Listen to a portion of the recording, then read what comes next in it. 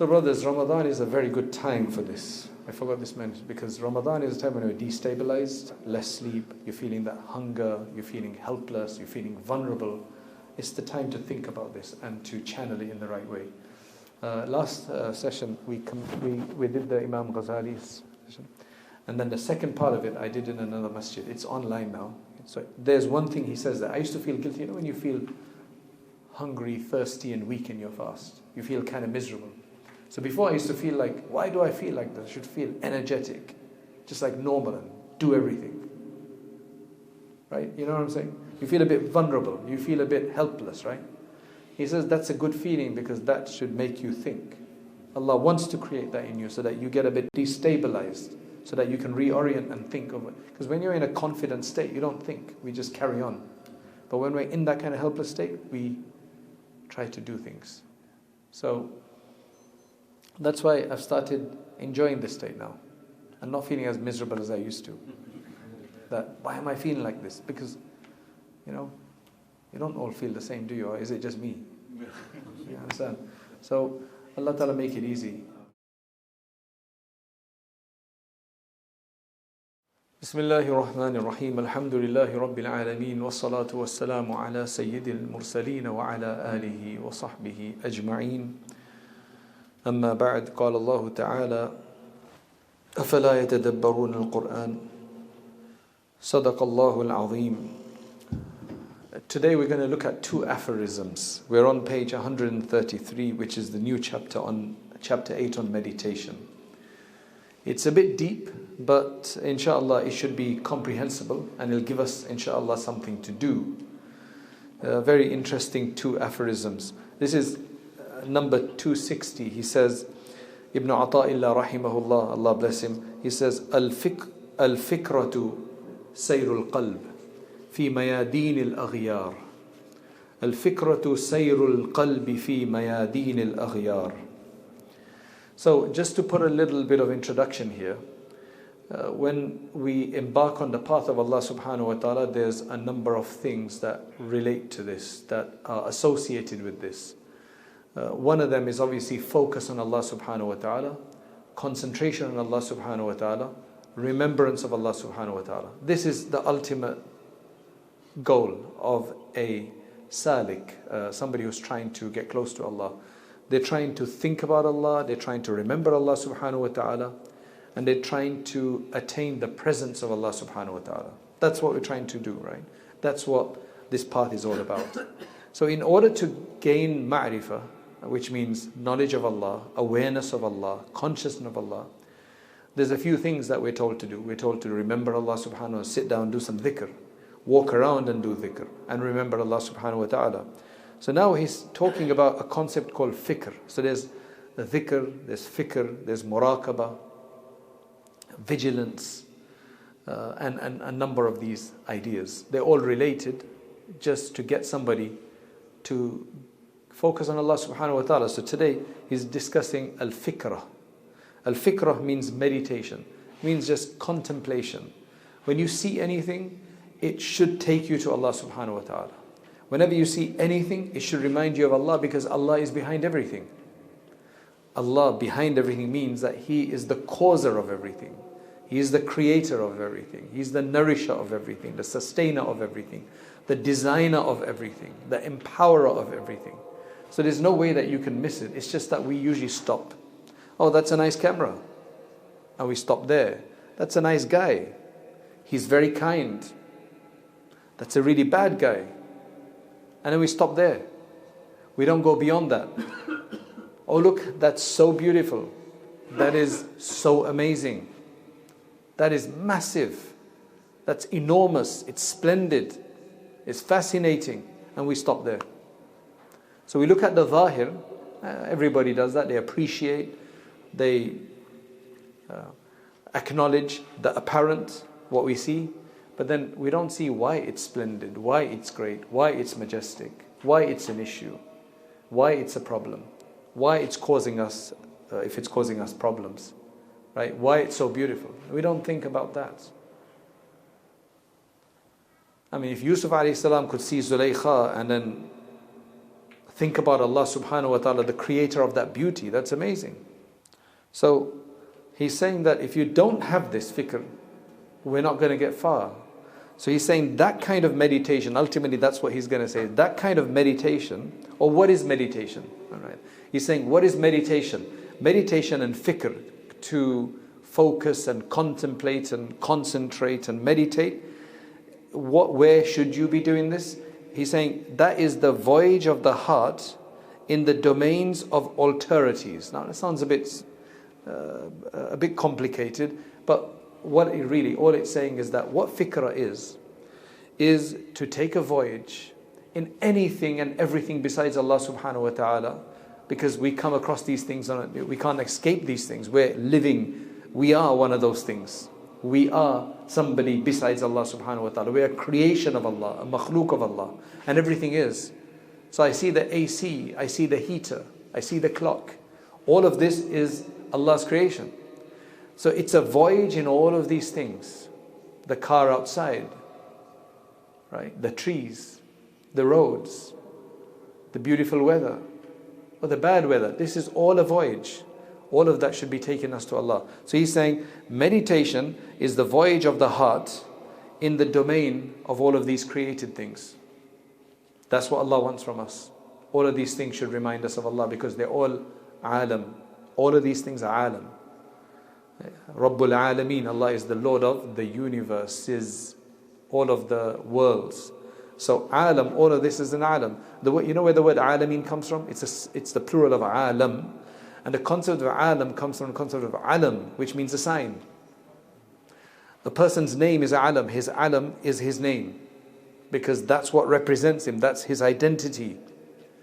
Alama is another word we use, which means sign, a signpost. Where's the alama for this? Where's the sign for this? So alam comes from the same concept. Everything is a sign to Allah. Are we using it as a sign is the question. So let's see how they explain this. So essentially what the commentator is saying, that anybody who has no time for that, they might appreciate the beauty of something, but they stop there. Whoever has no time to go beyond, to go deeper, to look at why the pen works so well, why the book is so beautiful. La fikrata la. He has no meditation. He can't do meditation. It's the only way you can do meditation is that way. وَمَنْ لَا فِكْرَةَ لَهُ. Now, what's the problem if you don't have meditation or contemplation? What's the issue if I don't have it? وَمَنْ لَا فِكْرَةَ لَهُ لَا سَيْرَ لَهُ. He can't voyage. He doesn't have a journey to undertake. He can't get anywhere. If you want to get to the objective, you have to undertake the journey. This guy is not on the journey. وَمَنْ لَا سَيْرَ لَهُ. And the one who's not on the journey, لَا وُصُولَ لَهُ. He can't reach. He's not going to get there. He's not going to attain his objective. So he's saying, essentially this contemplation we're talking about, and he translates it as meditation here, what we're talking about is essentially a voyage of the heart towards the presence of the Lord. We're trying to get to Allah behind everything. We're trying to find Him everywhere. We want to notice Him everywhere. And he says that voyage has to be, and it's going to be among everything, because you can't see Allah. So it's everything He's created. That's what you see. That's what reminds us of Allah subhanahu wa ta'ala. And the purpose of this is so that you can gain the sign from there about the existence of Allah subhanahu wa ta'ala and everything about Him. His lights, His beauty, His might, His craftsmanship, His ingenuity, and everything, His subtlety, His graciousness, His bounty and benevolence. He says, this is only the starting point, he says. This kind of meditation, to look around and get to Allah, this is fikratu ahli al-hijab.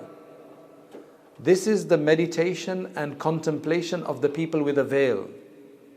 These are the veiled ones. If we don't even contemplate, where are we then?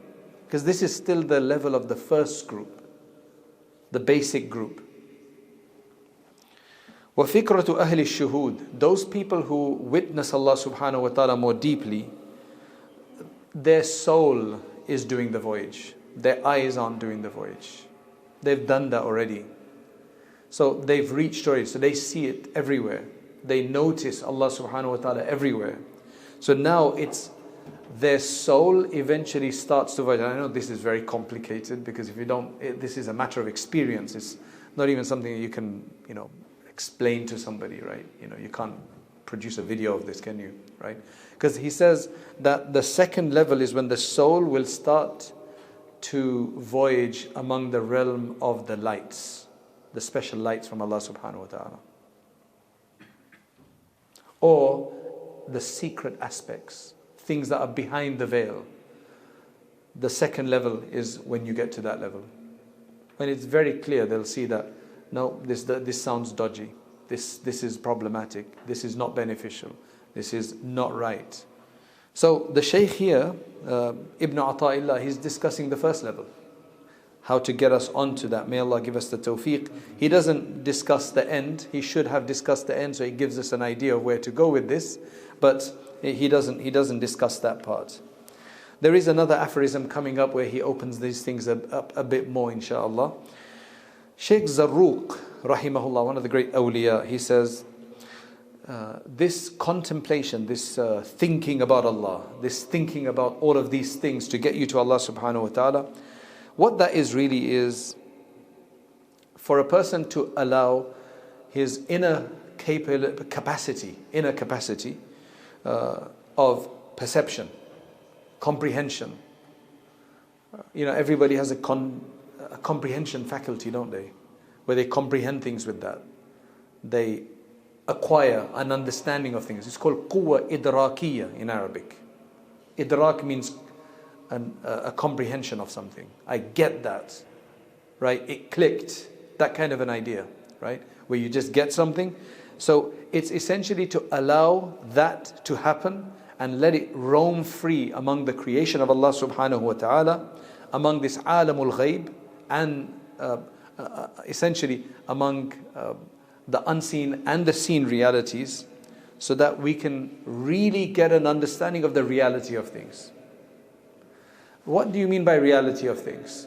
How this phone is made? No.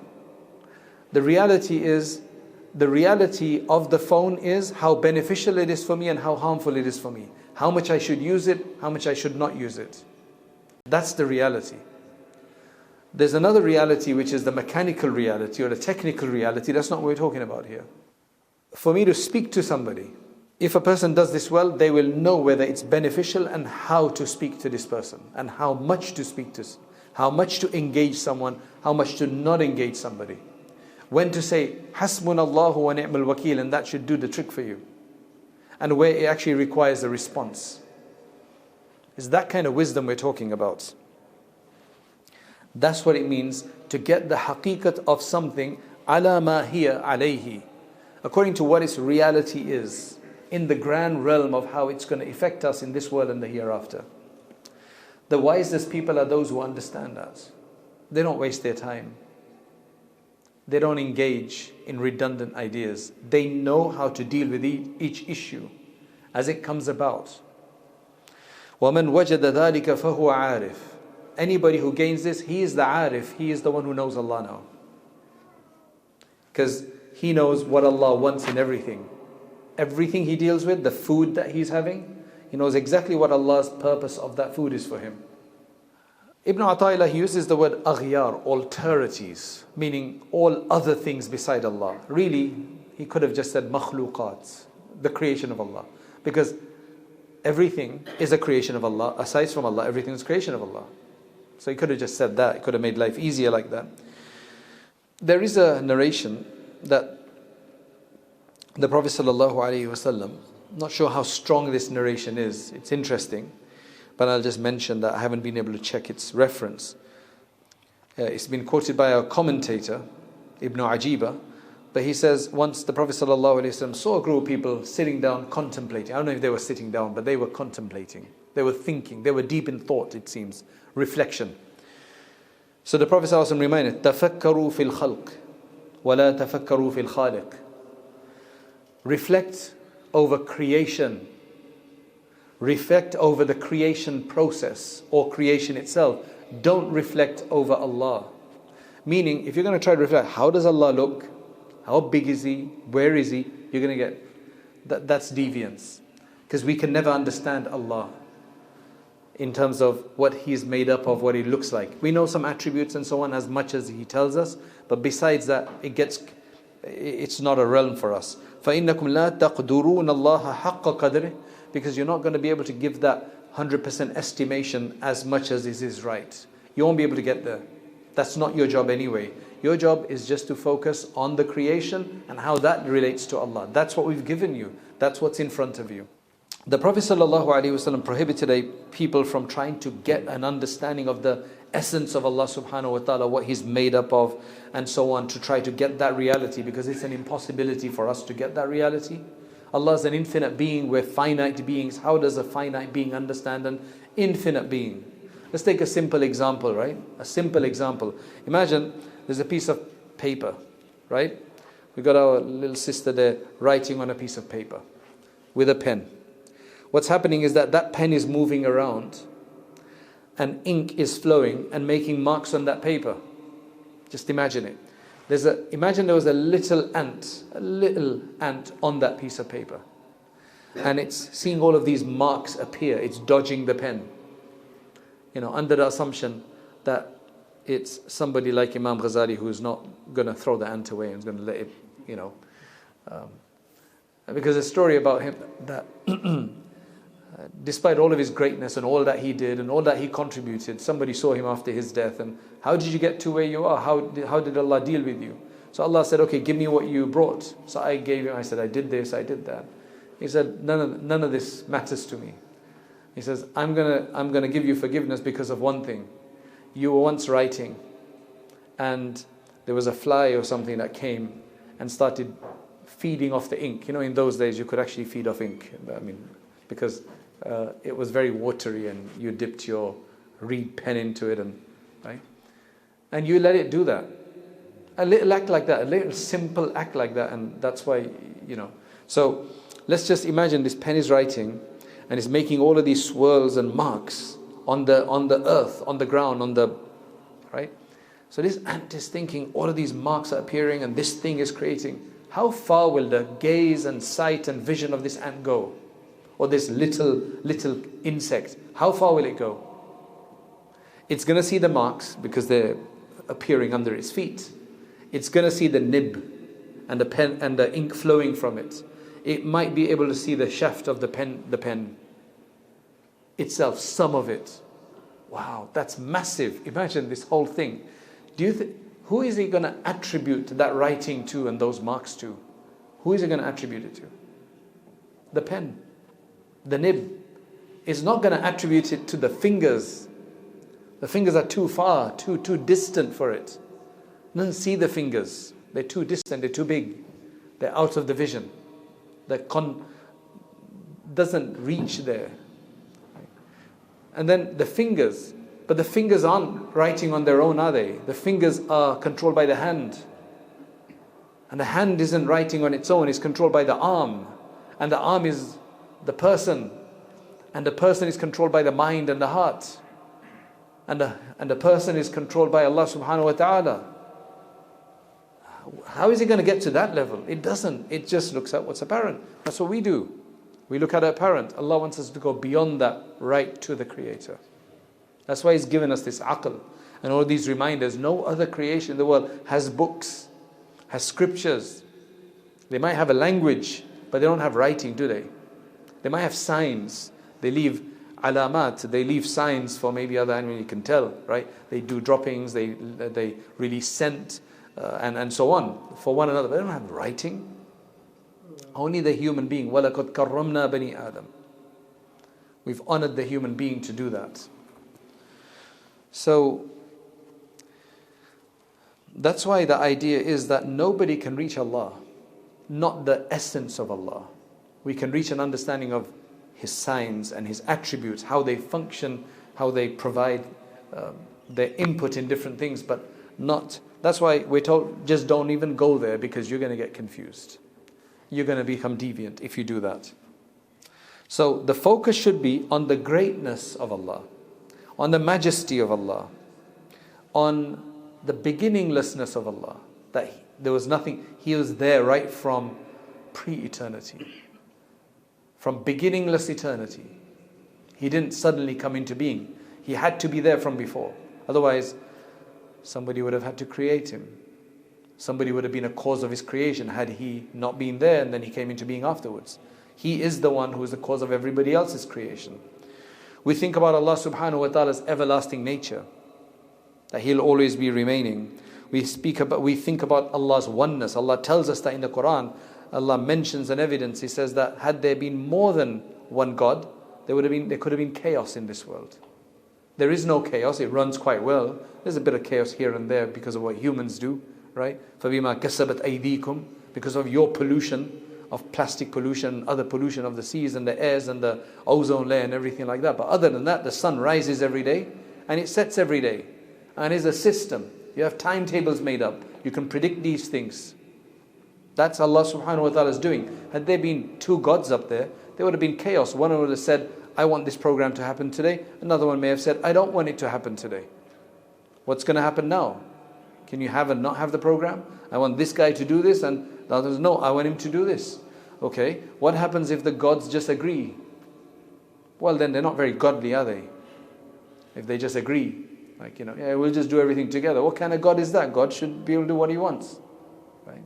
So, gods are independent. They should be able to do it. This is a hypothesis. This is just pretending that that's the case.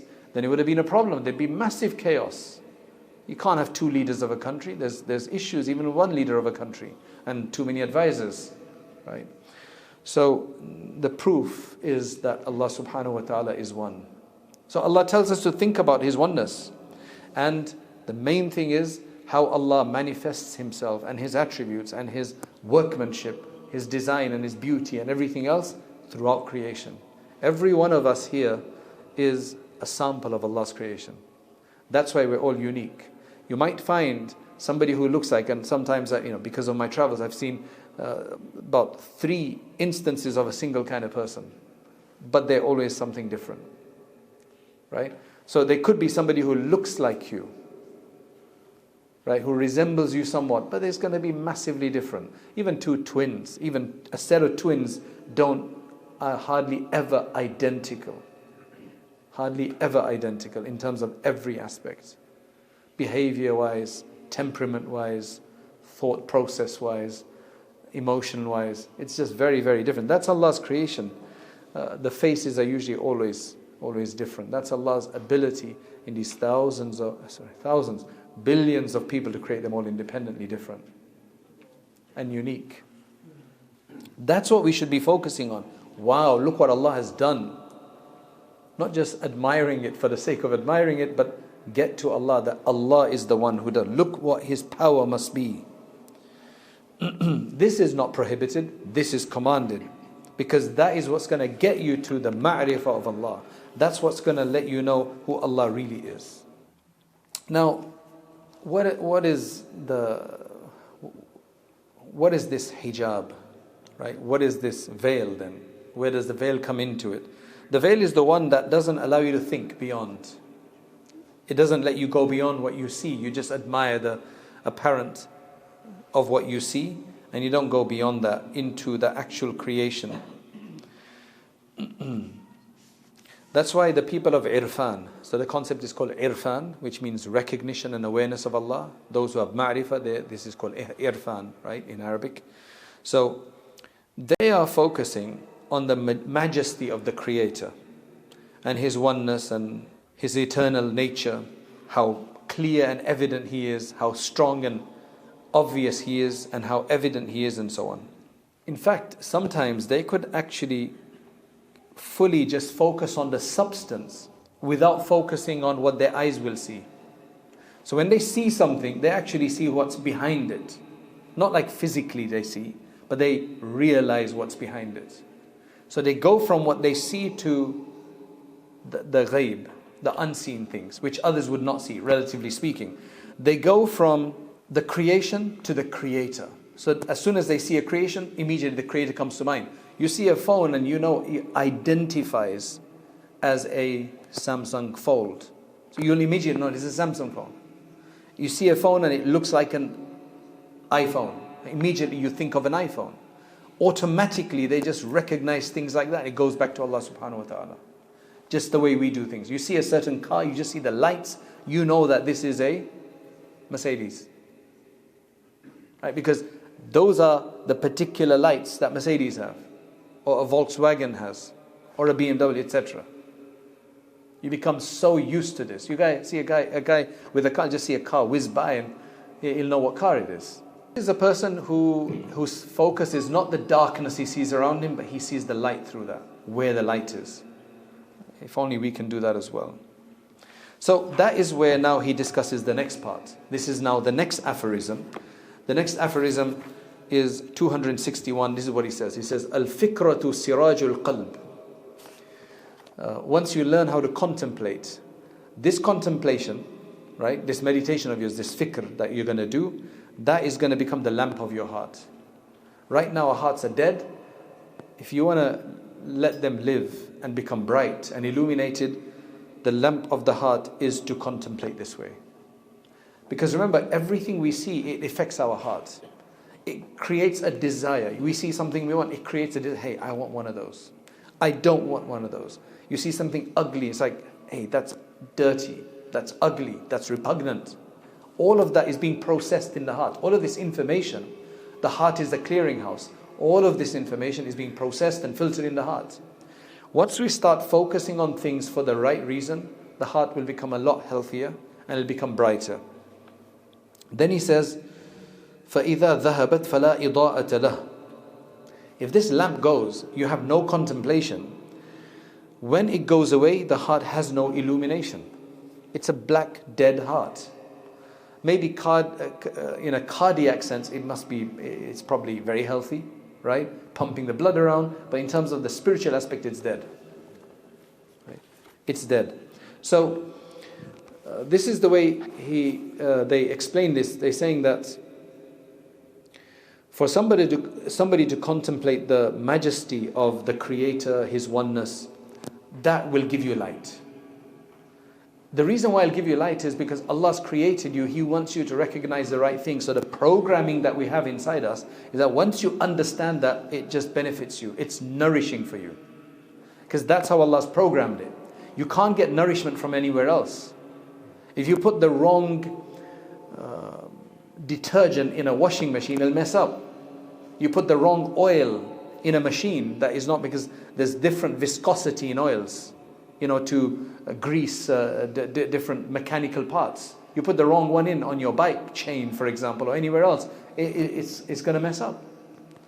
So the right kind of thought that goes with the human heart is this contemplation. If you don't have it, there's no way to illuminate it.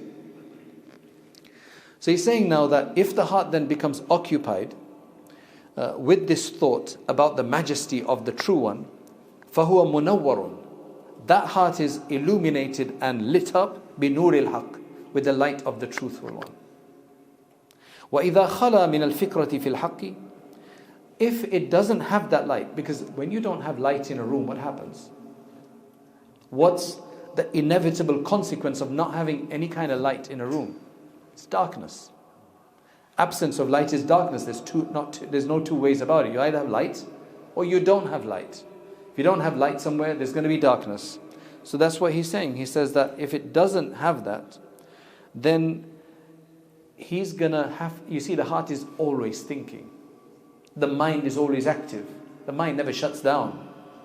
In fact, even when we sleep, the mind reassembles itself. It reorients itself. Right? The synapses and everything, they reorient themselves. That's why sleep is important. It's always active. The mind is always active.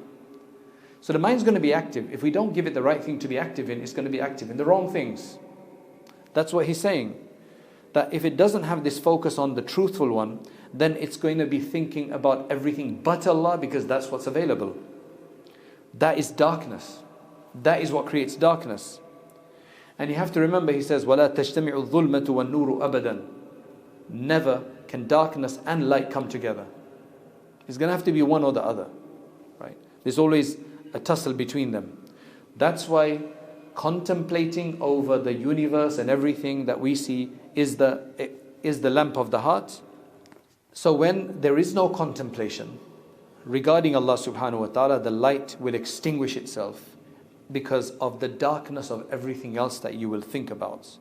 So it'll have no light. That's exactly what he's saying. فَلَا إِضَاءَةَ لَهُ. There is no light. There is no giving light. Nothing that gives light.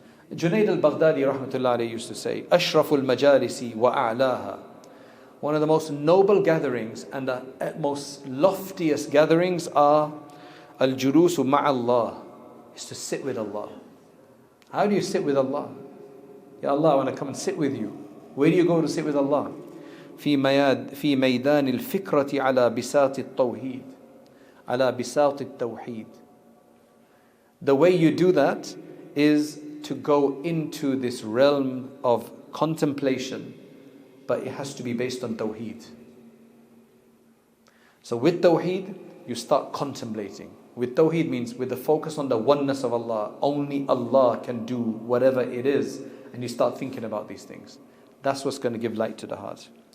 Shaykh Abu al-Hasan al-Shadhili radiyallahu anhu says that if somebody achieves four things, if somebody has four things, he becomes of the Siddiqeen Muqarrabeen. Siddiqeen are the highest level of awliya.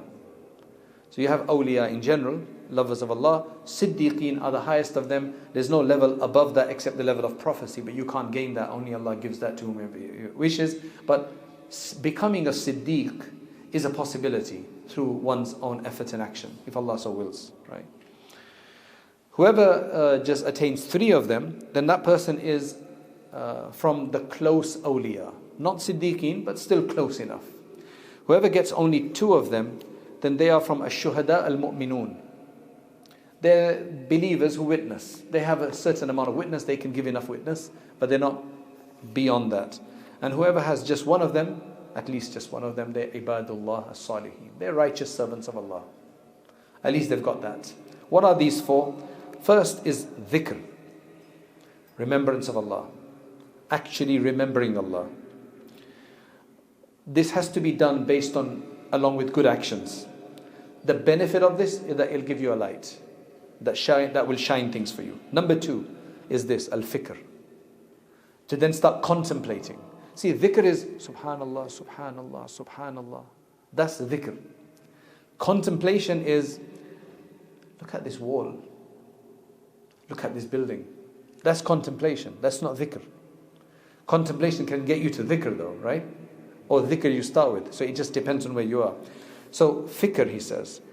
Fikr has to have sabr. You have to have a lot of patience and steadfastness for that. But the benefit of that is you will get the knowledge. Thamaratu wal-ilm.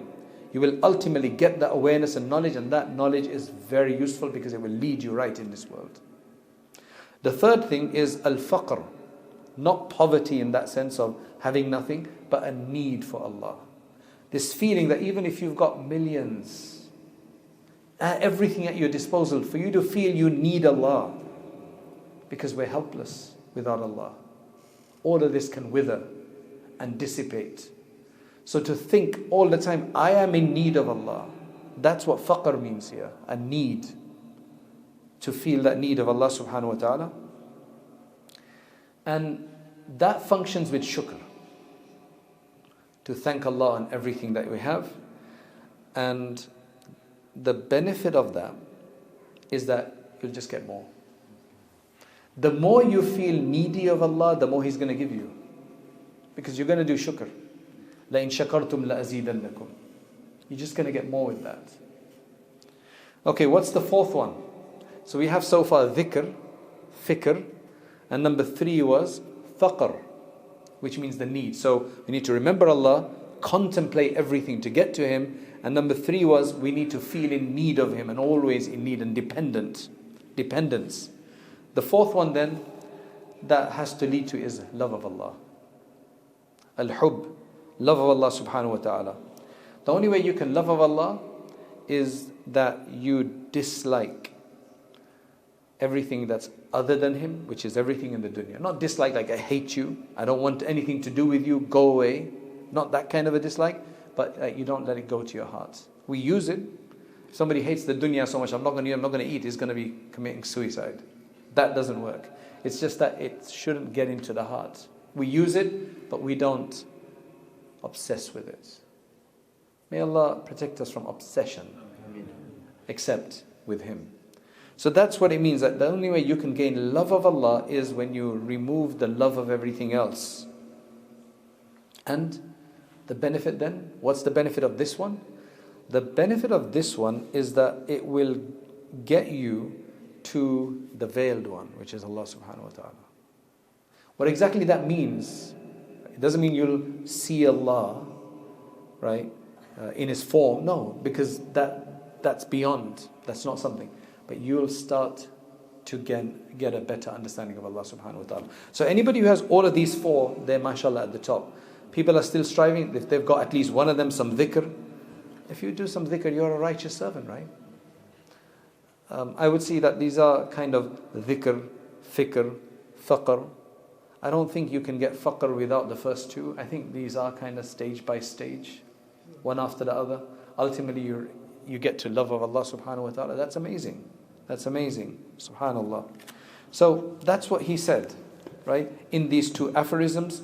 I'm just going to conclude by reading to us the way Sheikh Abdullah Gangohi explains the first one and then the second one.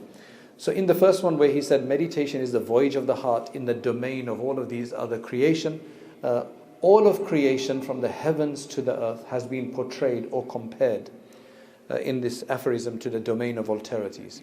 Right, the reality of meditation, what exactly does meditation mean? Is the wandering of the heart in these domains.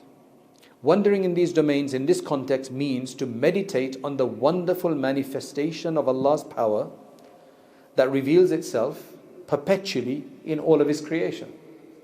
Don't you notice the power of everything? Power of Allah in everything. For instance, some people are born while others die. Some are poor. Some are wealthy. We contemplate about the reasons for all of these things. There's a wisdom behind all of these things. We don't just take it for granted.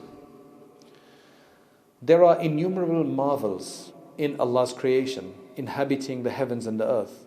Man is required to derive lessons from these marvelous objects of creation and meditate on Allah's attributes of beauty, excellence, splendor. This meditation will lead to recognizing the Creator Most High. Like what exactly, how does He do things? This meditation will lead to that. He will firmly believe that his Creator is most wise, most gracious, most majestic and most splendid. You'll get the attributes of Allah subhanahu wa ta'ala. This is the type of meditation that we are commanded to observe. We've been forbidden to meditate on the essence of the Creator because our limited minds cannot comprehend the infinite eternal being. In such meditation actually lurks the danger of renouncing the religion, and we seek Allah's protection. Belief in the Creator should be confined to the limits indicated to us. We're told to believe in a way that is told to us. Furthermore, one should meditate on obedience and sin, that for a certain act of obedience there is a particular reward, and for a sin there is a certain degree of punishment. That's also a fikr. He adds that's an extra point. Then he says, we should also meditate on the bounties of Allah. His bounties are innumerable. He is the true benefactor. We should also meditate on the perishable nature of the world and its objects. These various types of meditation are praiseworthy, and we have been instructed to observe them.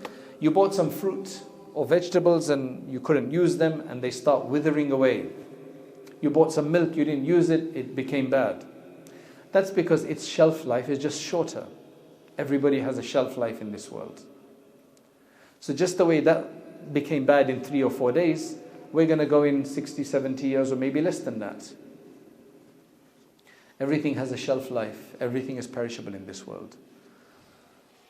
And then we think, well, that's how Allah has made it. Why has He made it like that? Because that's the world. That's the nature of this world. Paradise is going to be forever and hellfire is forever. For the second aphorism, which was meditation is the lamp of the heart. So when it goes away, the heart has no illumination. This aphorism means that bereft of meditation, the heart resembles a dark room in which there is no light-giving lamp. One does not know what lurks in that dark room as nothing is visible. Similarly, without meditation, the reality and the true nature of an object cannot be fathomed and understood. Meaning how it's going to benefit you, or is it good or bad in that sense. When man meditates, the inner nature and reality of things will be revealed to him.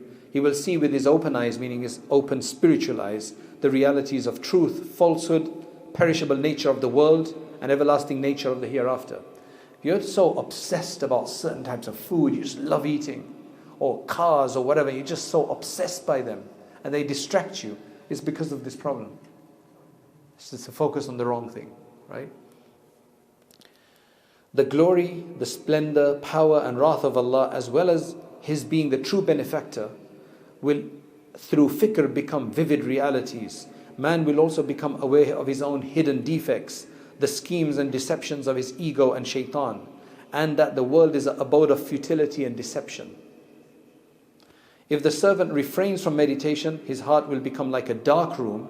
He will then be unable to differentiate the various things outlined above in his heart. That's how he ends that. Allah subhanahu wa ta'ala give us a true ability to start this process of contemplating everything around us, so that we can get to their reality and ultimately get a better understanding of the attributes of Allah subhanahu wa ta'ala. So brothers, Ramadan is a very good time for this. I forgot this mention, because Ramadan is a time when you're destabilized, less sleep, you're feeling that hunger, you're feeling helpless, you're feeling vulnerable. It's the time to think about this and to channel it in the right way. Last session we did the Imam Ghazali's session, and then the second part of it I did in another masjid. It's online now.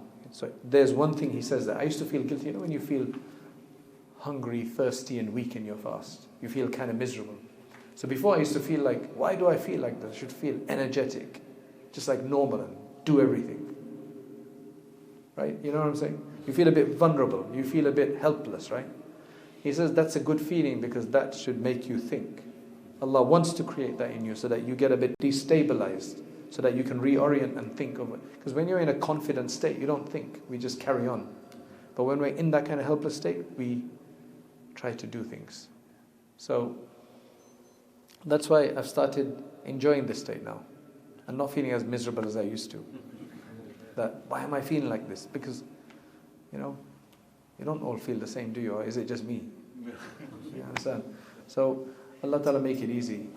اللهم أنت السلام ومنك السلام وتبارك يا ذا الجلال والإكرام اللهم يا حي يا قيوم برحمتك نستغيث يا حنان يا منان لا إله إلا أنت سبحانك إنا كنا من الظالمين.